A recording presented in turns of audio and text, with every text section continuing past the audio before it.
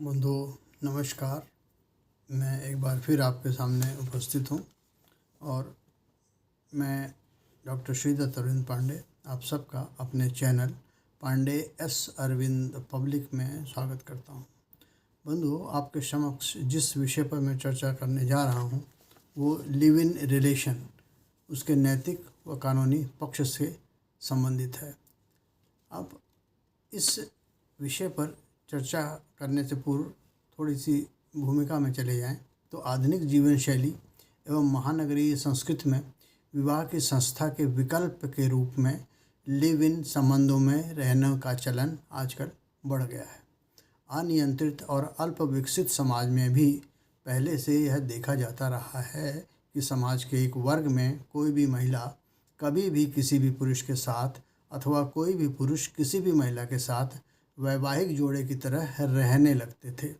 इस क्रिया में कोई समारोह, धार्मिक अनुष्ठान, सामाजिक पूर्व अनुमति की आवश्यकता नहीं होती थी, परंतु उन समाजों में यह व्याप्त था जिसे सभ्य समाज अल्प विकसित कहता था। परिवर्तित देशकाल परिस्थिति में तथाकथित सभ्य, कुलीन, साधन संपन्न, धनाढ्य व पाश्चात्य संस्कृत अनुगामी व्यक्तियों या व्यक्ति समूहों ने वही जीवन शैली आधुनिकता के नाम पर अंगीकार करना प्रारंभ कर दिया, जिसे कि पिछली पीढ़ी अल्प विकसित समाज की जीवन शैली कहा करता था। इसे रखेल या कीप कन्क्यूबिन कहना, रखना भी कहते थे, परंतु यहाँ पर यह स्पष्ट करना है कि कन्क्यूबिन या कीप उस परिस्थिति में कहा जाता है जबकि वह व्यक्ति जो दूसरी महिला के साथ निवास कर रहा है और उसे पत्नी का दर्जा देता है वह पूर्व विवाहित होता है।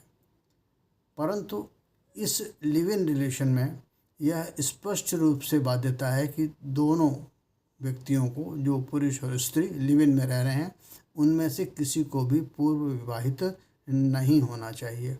अब इस विचार को यहीं छोड़ देते हैं और आगे बढ़ते हैं। अब बात आती है कि विवाह जो एक परंपरागत विवाह है, एक सामाजिक संस्था है जिसे सामाजिक मान्यता प्रदान होती है। इसमें न्यूनतम मूल्य, परंपरा तथा कानूनी पक्ष का समावेश होता है। व्यक्तियों का मिलन के साथ साथ इसमें परिवारों तथा दोनों समाजों का भी मिलन होता है। इसमें पारिवारिक तथा सामाजिक सम्मतियों का भी समावेश होता है। इसमें समाज की और दोनों परिवारों की स्वीकार्यता होती है। लेकिन वर्तमान वैकल्पिक व्यवस्था जिसे लिव इन कहा जा रहा है वह समाज में स्थापित मूल्यों के प्रतिकूल होते हैं। मुस्लिम विवाह नियम जो कि शरीयत व हदीस पर आधारित हैं, अथवा ईसाई पारसी विवाह अथवा हिंदू विवाह जो कि हिंदू विवाह अधिनियम से नियंत्रित होते हैं, इसमें इस प्रकार के वैवाहिक संबंधों के लिए कोई मान्यता नहीं है। तो यदि हम परंपरागत वैवाहिक संबंधों की बात करें तो उसमें क्या होता है, विवाह किसी एक विशेष रीति नीति से होता है। यानी मुस्लिमों में क्या होगा, इज़ा बिन कबूल होगा, निकाह होगा, और ईसाई और पारसीज में एक वैवाहिक व्यवस्था होती है जो कि चर्च में या उनके धर्म मंदिर में होती है। हिंदुओं में हिंदू मैरिज एक्ट 1955 के हिसाब से उसमें सप्तपदी होती है, या उसको हम लोग कहते हैं वैवाहिक परंपराओं का निर्वाह होता है। वो वैदिक भी हो सकती हैं, सामाजिक भी हो सकती हैं, अर्धवैदिक भी हो सकती हैं, परंतु वहाँ पर सप्तपदी का होना आवश्यक होता है। ये हिंदू वैध विवाह के लिए कहा जाता है। परंतु जब तक हम इन सभी परंपरागत विवाहों की बात करते हैं तो वहाँ पर तो कुछ स्थापित रीतियाँ नीतियाँ होती हैं, उनके अनुपालन के उपरांत ही वैवाहिक संबंधों की स्थापना होती है। परंतु यहाँ जो लिव इन रिलेशन है उसमें जो धर्माचार्य हैं, प्रवाचक हैं, सचेतक हैं अथवा नैतिक और सामाजिक मूल्यों के पक्षधर हैं, वो सब लिव इन रिलेशन को सामाजिक जीवन की विद्रूपता या पशु प्रवृत्ति व अनैतिक आचरण के रूप में देखते हैं।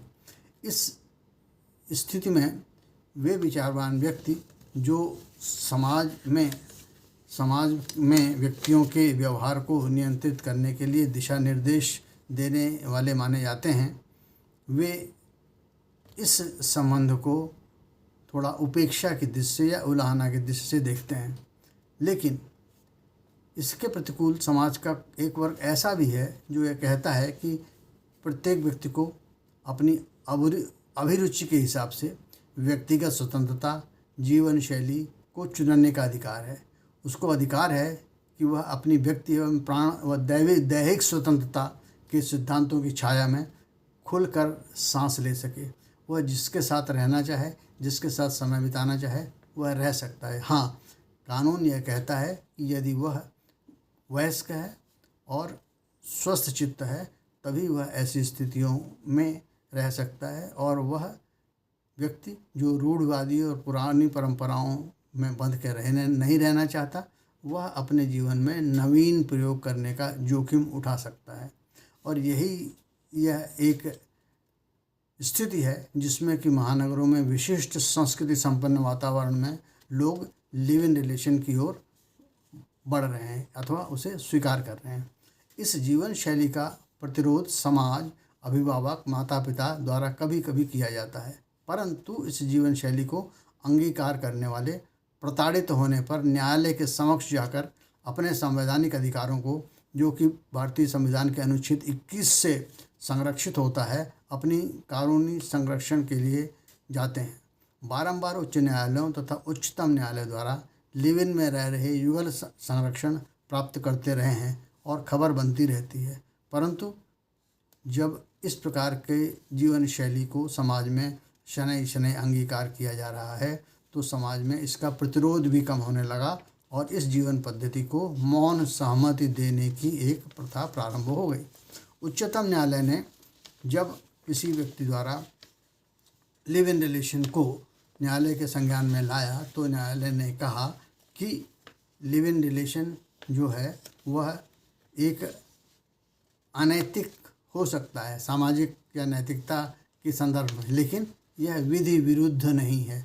तो ऐसी स्थिति में अनैतिकता के लिए कानून के अंतर्गत किसी भी दंड की व्यवस्था नहीं है।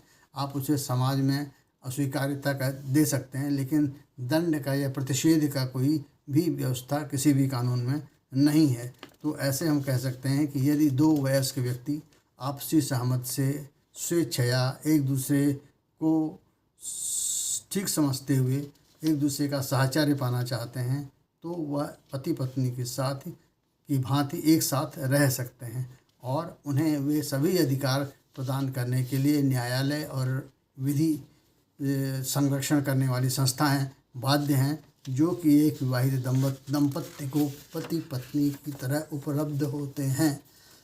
तो अब इस स्थिति में जब न्यायिक पक्ष मैंने बता दिया, सामाजिक पक्ष बता दिया, तो अब हमको यह भी देखना है कि क्या उच्च न्यायालय और उच्चतम न्यायालय लिव इन रिलेशंस को किस प्रकार से स्वीकार करते हैं।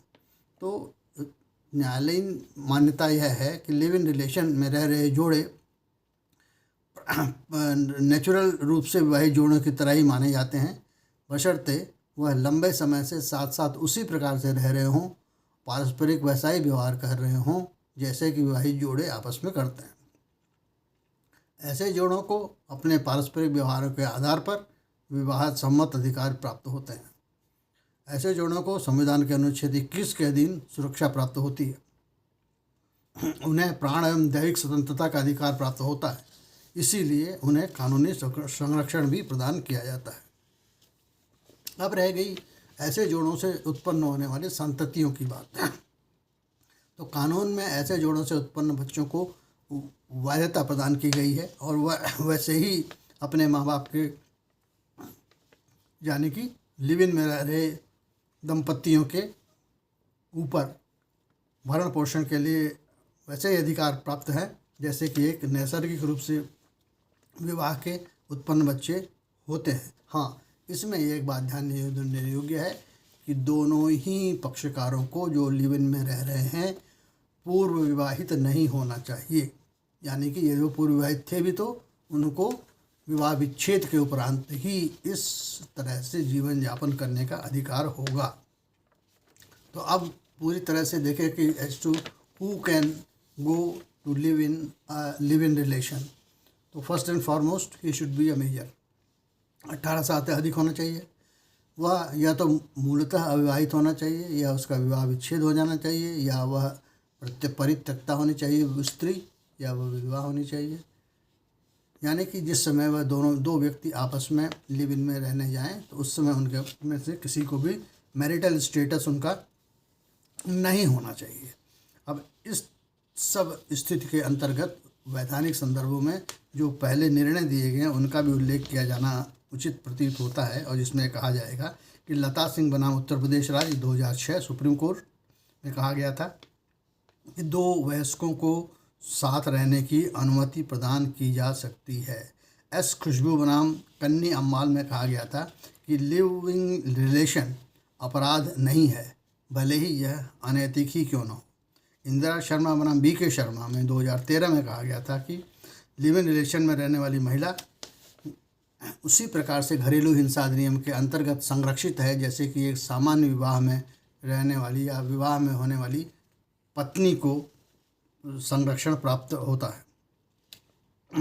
हाँ, ये है कि कभी कभी दोनों व्यक्ति दीर्घकाल से इस प्रकार रह रहे होते हैं कि समाज के आकलन में उन्हें पति पत्नी ही माना जाता है। तो ऐसी स्थिति में उस स्त्री के अधिकार उस पुरुष के प्रति वैसे ही होंगे मानो कि वह वैध रूप से विवाहिता हो, और उसे वे सभी अधिकार प्राप्त होंगे जो कि दंपतियों में से एक को, महिला को पुरुष के प्रति और पुरुष को महिला के प्रति प्राप्त होते हैं। तो इस सामान्य सिद्धांत के अंतर्गत हम जिन अधिकारों की बारे में पहचान कर सकते हैं वो क्या है। लिव इन रिलेशन में रह रहे जोड़ों को कौन कौन से अधिकार प्राप्त होंगे? तो क्या अधिकार प्राप्त होंगे? दंड प्रक्रिया संहिता या भारतीय सुरक्षा संहिता की धारा 125, 27 और 144, 46 में क्या करेंगे? आप भरण पोषण के लिए अधिकार ले सकते हैं। बच्चों को भरण पोषण का अधिकार होता है और उन दोनों दंपतियों की संपत्तियों में भी उत्तराधिकार प्राप्त होता है। संतान वैध होती है, भले ही वह हर तरह से या समाज की के अनुमति या उनकी समाज की आकलन में वह पति पत्नी ना हो, लेकिन संतान उनकी वैध ही मानी जाएगी। जैसा मैंने बताया अभी, घरेलू हिंसा अधिनियम के अधीन पत्नी जो कि विवाहित है उसी प्रकार संरक्षित रहेगी जैसे कि सामान्य विवाह के अंतर्गत पत्नी को संरक्षण मिलता है। हाँ, लिव इन रिलेशन में रहने के लिए पंजीकरण कराया जा सकता है, लेकिन बाध्यता नहीं है। तो इसके बाद क्या हुआ? जो बाध्यता भी नहीं है, तो इसमें अच्छाई क्या है? अच्छाई क्या कहिए? सुलभता, सहजता ये है कि कभी भी आप किसी के साथ जाकर रह सकते हैं, कभी भी जब चाहें आप जाकर के वहाँ से उस संबंध से बाहर निकल सकते हैं। लेकिन जो परंपरागत विवाह होता है उसमें न्यायालय की अनुमति के बिना आप विवाह से बाहर नहीं निकल सकते। या मुस्लिम लॉ में जैसे तलाक वाली बात है, तो तलाक वाली बात है तो उसमें भी आप तलाक ले सकते हैं, लेकिन अब तो प्रोविडेंशियल एक्ट आ गया है तो न्यायालय की अनुमति के बिना आप न तो हिंदू में, न तो मुस्लिम में, न तो पारसी में, न तो ईसाई में आप विवाह से बाहर जा सकते हैं। लेकिन लिव इन में रहने वाला जब चाहे वह लिव इन में आए, जब चाहे लिव इन से निकल के अलग हो जाए। ये पूर्ण रूप से स्वेच्छाचारिता पर आधारित होती है। इसमें कोई भी न्यायालय का दखल नहीं होता कि आप संबंध से अलग नहीं हो सकते या संबंध में आपको आने के लिए न तो अनुमति लेनी है और न संबंध से बाहर निकलने के लिए अनुमति लेनी है। निष्कर्ष के रूप में हम कह सकते हैं कि लिव इन रिलेशन की जो पद्धति है वह एक तरह से आधुनिक जीवन शैली का एक आयाम है जिसमें वैवाहिक बंधन के नियम लागू नहीं होते। पक्षकार साथ साथ रहने के लिए स्वतंत्र होते हैं और इसी तरह से अलग रहने के लिए भी स्वतंत्र होते हैं। वह अपनी जीवन शैली का चुनाव करने के लिए पूर्ण रूपेण से स्वतंत्रता प्राप्त होते हैं। उन्हें संवैधानिक संरक्षण भी प्राप्त होता है। इस प्रकार से हम देखें कि आधुनिक जीवन शैली में जो लिव इन रिलेशन है वह लोगों को भाने लगा है और वयस्क व्यक्ति अपनी व्यक्तिगत जीवन शैली का चुनाव करने की स्वतंत्रता का अधिकार लाभ उठाते हुए ये विवाह के विकल्प के रूप में उसका प्रयोग कर रहे हैं। हाँ, समाज को सोशल पॉलिसिंग नहीं करनी चाहिए। वह जो लोग अपने बारे में निर्णय ले रहे हैं ये उनका स्वयं का निर्णय है। यदि वो जिस भी रीत से जीवन यापन करना चाहते हैं, यदि उनकी जीवन यापन करने की शैली से समाज को कोई नुकसान नहीं हो रहा है तो समाज को उसमें दखल नहीं देना चाहिए। तो इतना होते हुए भी मैंने आपको इसका मॉरल एस्पेक्ट बता दिया, लीगल एस्पेक्ट बता दिया, लोगों की अभिरुचि बता दी, इसका सामान्य विवाह से तुलना बता दी। इस प्रकार से जो आजकल चलन में आ गया है लिव इन रिलेशन, उसके बारे में थोड़ा बहुत जानकारियाँ जो प्रत्येक व्यक्ति को जाननी चाहिए उसके बारे में आपसे मैंने परिचित कराने का प्रयास किया। धन्यवाद। कृपया चैनल को सब्सक्राइब कर दीजिएगा, लाइक कर दीजिएगा।